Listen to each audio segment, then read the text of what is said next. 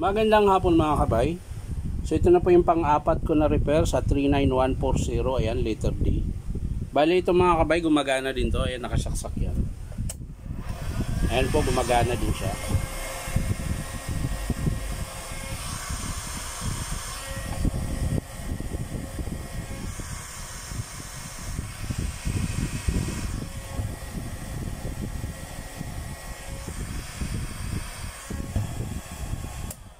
So yan, hindi po talaga wala po siyang baga.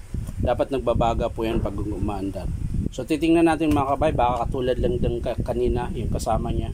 So tara, samahan. So yan mga kabay, nabuksan ko na po. So titingnan kaagad natin yung elements mga kabay. Pero bago yan mga kabay, sisilipin muna natin yung carbon ng motor kung okay pa ba. Ayan, mahaba pa mga kabay. So dito tayo kaagad.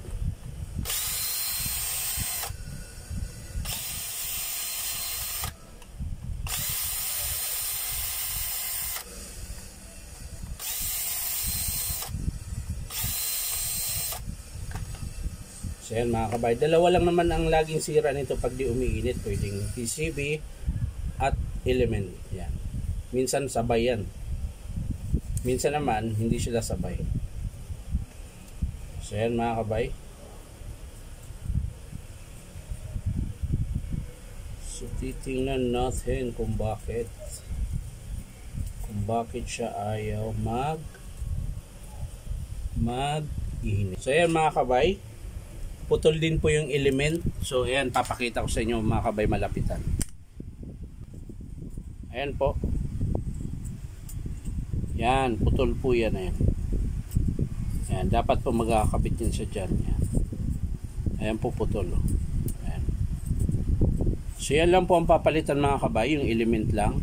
Kasi yung PVC niya okay pa naman, yung motor okay pa rin.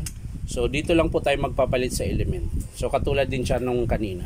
So yan lang po mga kabay, di ko na po ipapakita sa inyo kung paano buuin. Papakita ko na lang sa inyo mga kabay kapag in-approve ng customer. At syempre mga kabay, baka naman po pwedeng pa-subscribe nyo po ang aking YouTube account na Inom Tabay.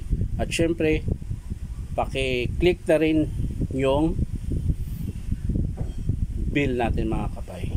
Yan. So yan lang po mga kabay, maraming salamat. Bye bye.